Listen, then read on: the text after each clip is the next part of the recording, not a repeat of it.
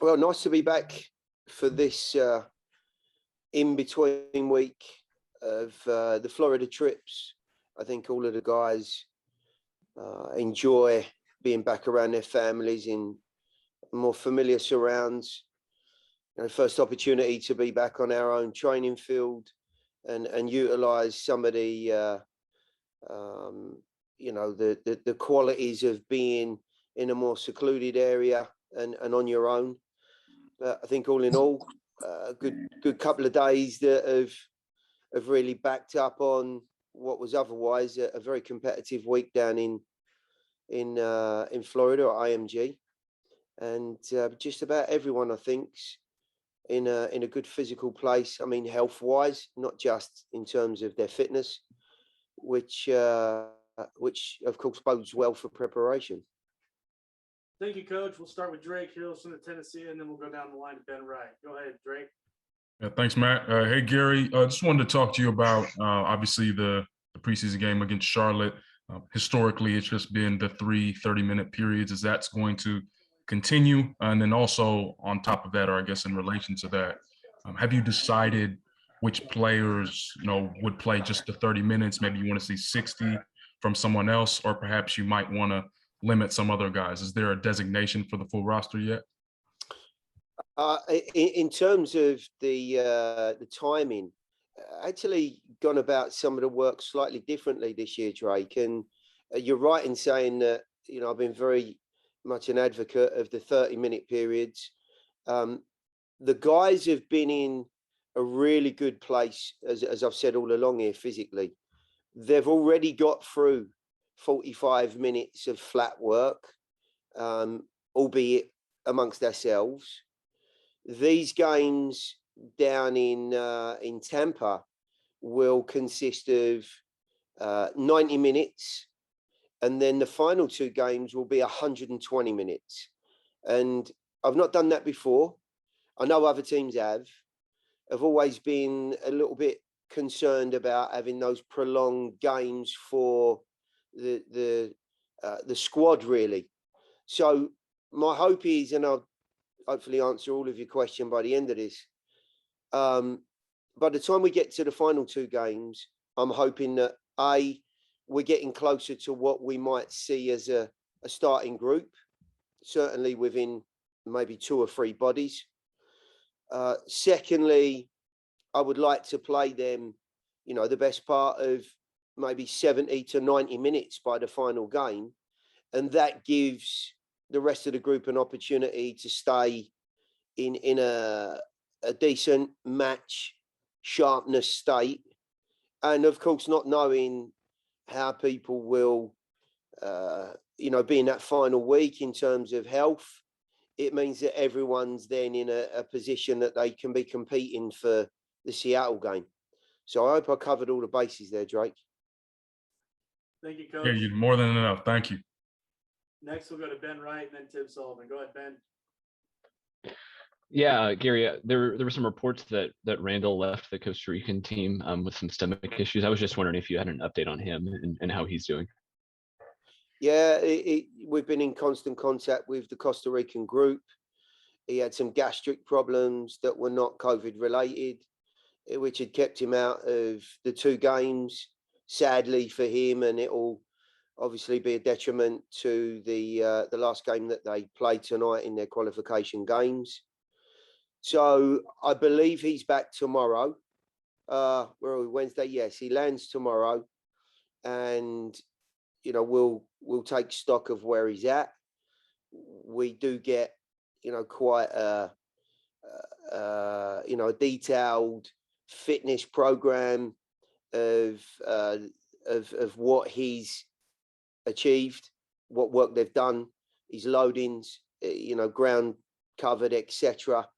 So we'll glean from that how much work he's actually done, and then through some testing we'll work out where he's at within the group. Thank you, Coach. Next we'll go to Tim Sullivan from Club and Country. Go ahead, Tim. Gary, you mentioned wanting to get some of your first choice guys, a big run out as you lead up to the regular season. How long do you think it's going to take before you kind of identify that group? Obviously, you only have so much turnover in this team this year. What is kind of your expectation for the timeline on kind of figuring out what your first choice 11 is going to be? Well, the first couple of games, and I just thinking back now on Drake's question, he was very polite in saying that you didn't answer part of it, which was, when are we going to get to that? So I think the first couple of games, we're going to see groups that are a little bit more what you would class as younger players with senior players, mixed up groups. That I want to give everyone an opportunity that's just come into the group to to show what they're about, to see how they fit into the group. I don't want to make any or too many preconceived decisions on who should and who shouldn't. And then slowly but surely, I'd like to try and obviously get to that point where, we're getting a couple of games of what might be classed as a group that could lead into that first game. So I would hope by the time I think, is it Cincinnati that we play second but last game down in Tampa? Cincinnati and Philadelphia will be the two games that I'm really looking at trying to, put those groups together in a more constructive fashion towards the start of the season. Thank you, Coach. Next, we'll go to Claudio Villalobos. Go ahead, Claudio. Thank you, Coach. I'm just wondering how, with all the changes that come about every season in terms of personnel, in terms of stuff you have to do, in terms of switching to the other conference this season, I'm wondering how much of that has changed your game plan in preseason compared to what you did last year, especially because last year you started with a lot of games in local, playing in Nashville, and this year is quite the opposite. Thank you. Yeah, it's a really good point. It would be, I think, foolish of me and the group not to mentally and physically be ready for the demands of this first 8 games.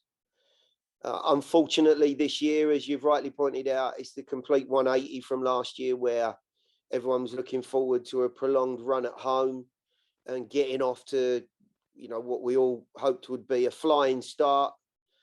There are going to be plenty of competitive challenges, but I think we also want to try and put ourselves in a position where we have some targets to aim for. We have an understanding and appreciation of the challenges in front of us, and of course, in the process of that, we're getting used to some new teams, some new stadia. There are plenty of things that we have got to try and really overcome in the opening stages of the season, and still be in a competitive and challenging spot in the Western Conference. So it seems like, the first 3 years of our existence, there's always been something that we've got to try and overcome. This year's no different, but for very different reasons. And I think if there's any group that are capable of meeting these challenges head on, I'd like to think it's us. Thank you, Coach. Next, we'll go to Ben Wright. Go ahead, Ben. Yeah, Gary, it feels like a kind of key point for you in roster building has been competition for playing spots over the last couple of years, and especially at forward. I'm just kind of wondering how you're assessing the forward group so far, how with like CJ and Daniel coming back, Ake getting his first preseason, and then Teal and Ethan coming in. How are those guys shaping up, and what are you looking for as far as like specific roles for those guys in the team?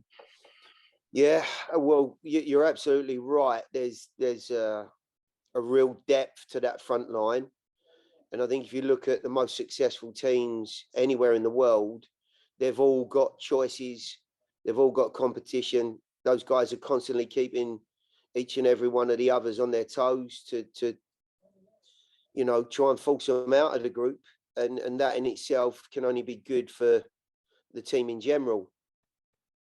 You couple into the fact with that forwards do it for the most part, some real hot periods, and then they can falter. They do lose confidence. And if there's an area of the field that, you know, he's more based on confidence and belief than any other, it probably is the forward line. And you, of course, see the results of that when they are in a good mood and a good vein. So I'm absolutely delighted, first of all, we've got the players we have in the group. Teal and Ethan, the new additions up top, have been fantastic in the way that they've approached the work and how they've fitted in with the group. Aki's come in a much fitter, sharper, and you know, in general, you know, more capable physical position in this pre-season. And I think we've seen some of the benefits of that. He looked sharper in the training. He looks brighter himself in the way that he's performing.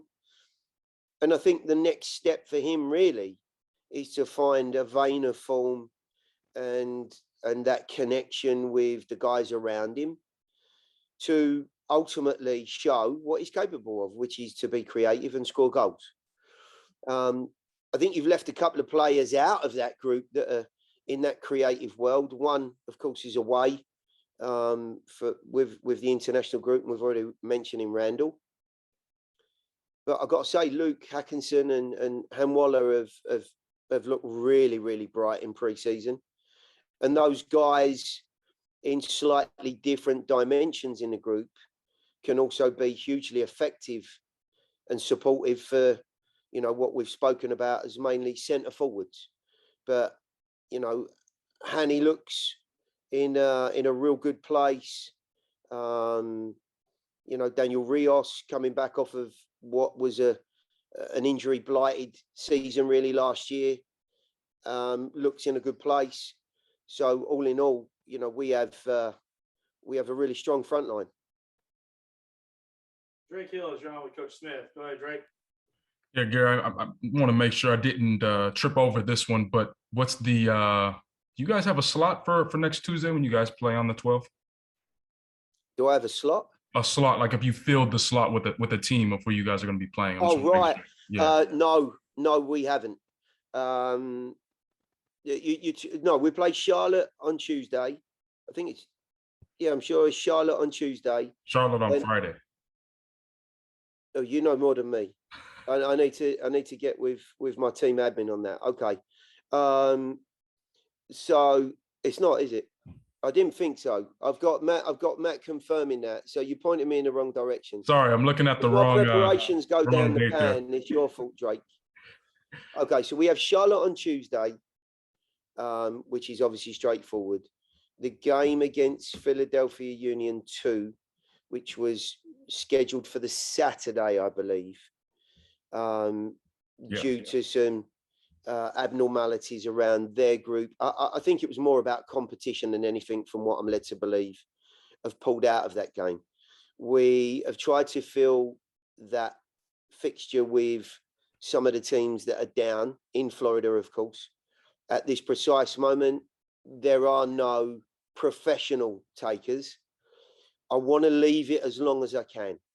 And really the picture of that weekend now will be, if something goes wrong with one of the other groups and there's a team available, we'll wait to the last minute to get good competition. And if it doesn't happen, then we'll play an inter-squad game again. I'd rather do it that way, personally, than to try and schedule, you know, a college or amateur game at this point, and you know, wait on for one of those pro teams just in case. Tim Sullivan, you're on with Coach Gary Smith. Go ahead, Tim. Obviously, I think everybody expects Dax to be one of your leaders year in and year out, but especially with Walker, Anibal, and Randall out, who is kind of stepping up and maybe being kind of like the deputy leader to Dax while you guys are in training right now? Yeah, it's always nice to see the personalities, how they gel, how some of them, you know, step into that void that's created when you've got some big characters like Walker and Annabelle away, because there is space for new personalities to step up. Been great to see the experience of Sean and Teal, who've been in and around the league for a lot of years, at a new group, still voice their opinions, you know, in a right and respectful way. They've been great characters to add, and they've, you know, verbally been able to you know, give us a slightly different dimension and thought process. I have to be honest, I think the rest of the guys, whilst Dax wears the armband, guys like CJ, Dave Romney, Dan Lovitz, you know, Joe, they're all very good characters. They might not always be, you know, verbally loud and you know, outspoken, but they choose their time to say their bit. And I think, you know, more by weight of numbers instead of maybe one or two individuals, we're getting the right outcome. We'll start with Tim Sullivan and work our way down. Go ahead, Tim. Teal, obviously you've been with the same club for a few years now. You're a well-traveled guy. You've been with the same club for a few years now. What is it like as kind of a veteran integrating into a new group and getting to know the new guys? Yeah, that's a great question. It's been a while since I've had to be like the new kid on the block. But you never know what it's going to be like when you're going to a new team. You always hope for the best. And immediately once I got into Nashville, all the guys were super supportive. Guys reached out to me who I haven't maybe stayed in touch with as much, such as Dax and CJ Sapong, and even Lovitz reached out to me to ask if I needed any help with anything, finding a place, kind of getting settled. So that kind of calms your mind a little bit. Then once we started preseason, I mean, the locker room is unbelievable.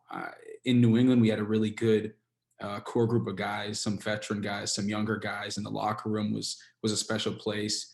And here rivals that. I think everybody, you know, is trying to help each other out. I think there's healthy competition, but also there's good banter between the guys. So it feels good to be in a locker room like that, and everyone's been very helpful. Drake Hills, you're on with Teal Bunbury. Yeah, Teal, good to virtually meet you. I know you mentioned some of the guys that you are obviously already know from competing and playing on teams with previous clubs. I'm curious, as you're getting ready, just as every other season with every other club, how is that progressing for you amongst getting used to the new team and the new system? Yeah, it's a lot of differences. You know, it's taken into account, obviously trying to find a place and trying to get my family settled here and whatnot, but things on the field, once it boils down to it, it's, you know, this is my 13th season, so I've been playing for a while. I know what, you know, preseasons are like. I know what I expect from myself on and off the field. So those things are kind of the same, but what's different is definitely, you know, the training sessions, you know, the length of them, how intense they are, and just figuring out the nuances of, you know, Gary's philosophies that he wants to kind of instill with the group. So it's just taken me some time to kind of get an understanding of that. Obviously, I've been able to watch Nashville for the past couple of years, so I kind of know their style. But to now be a part of the group, I'm learning more and more each day, and I feel like preseason's been going well. Ben Wright, you're on with Teal. Yeah, Teal, I mean, first off, just welcome to Nashville. I guess I'm wondering kind of what your reaction was when you heard that Nashville was interested. What were your kind of initial impressions of them, and then how have those been met so far during preseason? Yeah, when I first found out, I was extremely happy. I think it worked out for all parties. You know, I feel like I had great times in New England, and I think they were kind of moving in a different direction. And personally, for myself, I think I couldn't be in a better situation right now. This organization is top notch, and for me, I didn't really set expectations on what the organization was going to be like, the players and whatnot. I tend to not want to do that, but it's definitely exceeded what I thought would be maybe more difficult, as, you know, moving with a family into a new place that I'd never been to before. But all those things have been so easy to kind of adjust to. And now it's just the fact of, you know, once you're on the field, it's something that's kind of second nature to you. But I'm extremely happy to be a part of this group. Nashville SC's got a lot of fun things coming. One of the foremost things is obviously that new stadium is going to be unbelievable, getting the fans involved. I know that's going to be an exciting time. So I think it's a perfect timing for me to join this group and help in any way that I can.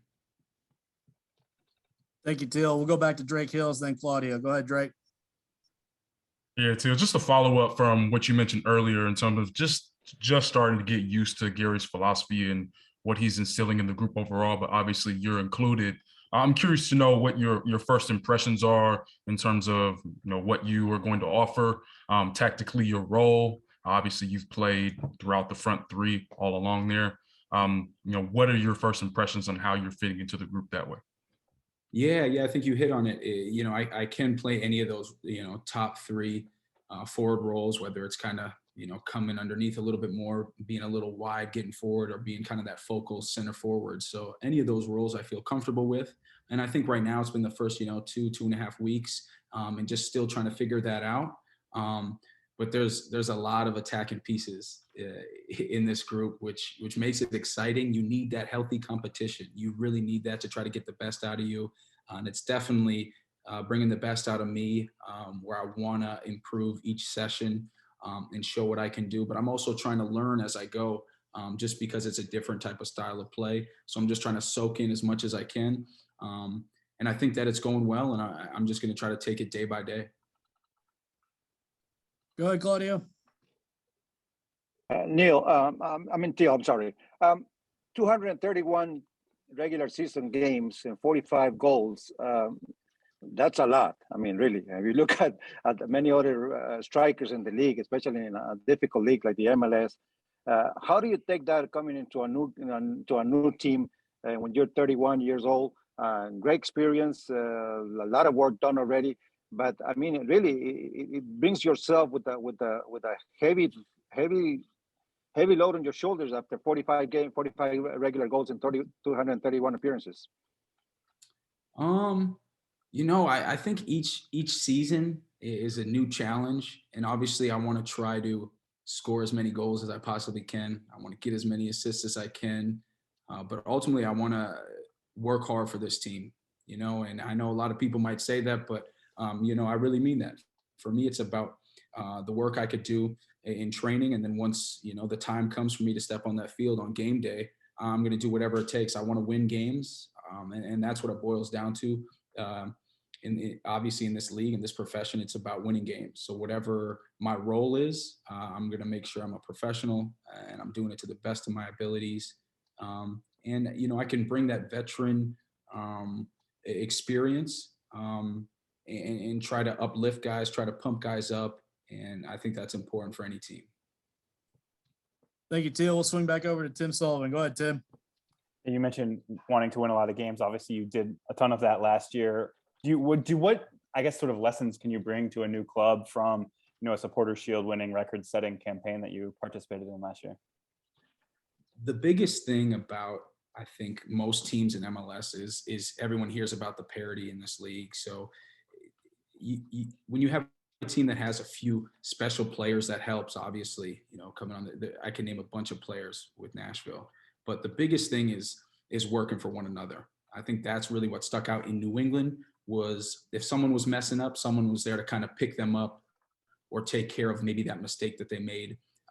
Having accountability as well, and making sure that, okay, that next thing isn't a mistake. I think those are really key things. A lot of players might think about, it has to just be the technical side or the movement but I think for me, it's the relationships you have with your teammates, whether you're starting, whether you're coming off the bench, how prepared you are for the games. I think that's some of the bigger areas that I feel like teams should be focusing on, is like how well they can work together. Ben Wright, go ahead. Yeah, Teal, you briefly just touched on the stadium, but I'm wondering if you could go into that a bit more. Have you seen it? And what kind of how big of a draw is that? I know you were at Kansas City, I believe, when Children's Mercy Park was open, but how exciting is it to be part of a stadium opening? Yeah, it's really exciting. Playing with New England, obviously we were playing in Gillette Stadium, so that was a bit different. But now coming here and having a brand new state-of-the-art stadium, right now I'm kind of holed up in a hotel close by, actually, where the stadium is. I drive by it, going to the facility every morning and coming back, and it's fun to see. I think once it gets a little closer, there's going to be this buzz about it, and I think it's exciting times. I feel like the fans deserve something like that. And I think that's a testament to, the ownership and Mike Jacobs and Ian Ayer and what they want for this organization, for the community. I think it speaks volumes. Thank you, Teal. Do we have any more questions for Mr. Bunbury today? I see a couple more hands popping up. Go ahead, Tim. Yeah, Teal, obviously you had a career with U.S. men's national team. Did your dad talk any smack to you on Sunday afternoon? No smack talk, but I am proud of what Canada's doing. I think that's good for just the rivalry between Canada and the U.S. I think that's what needs to continue to happen. And they have a lot of talent there. And obviously the U.S. is in a great position as well. I know everybody wants to be up in arms about them right now, but they still are in second place in qualifying. Whether they're looking the best or not, I mean, there's an exciting game again tonight in, kind of my hometown, Minnesota. So I wonder how that's going to go, because those temperatures are not fun to play in. Go ahead, Claudio.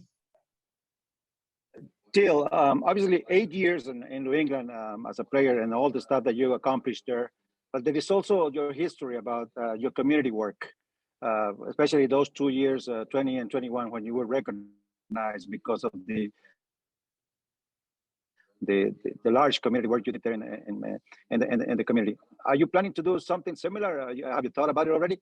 I absolutely have thought about it. And actually we had a meeting today with Brandon Hill, who heads our kind of community outreaches. And what I was able to do in New England was do a back to school program and then a Teal's Turkey Club. And my goal is to bring both of those here. A couple of years ago, I was able to start the Teal Bunbury Foundation with my wife. And our ultimate goal is to, share God's love with people. And it's just about me now finding the right connections here in Nashville, but there's so much I feel like we can do as players if we have a certain platform to try to help out the communities of some, underserved cities or communities that might just need a little bit of help. And I think we all at one point or another have needed help from others. So I definitely will be doing some community outreaches, and that's something that's going to be heavy on my heart and something that I'm going to be trying to do.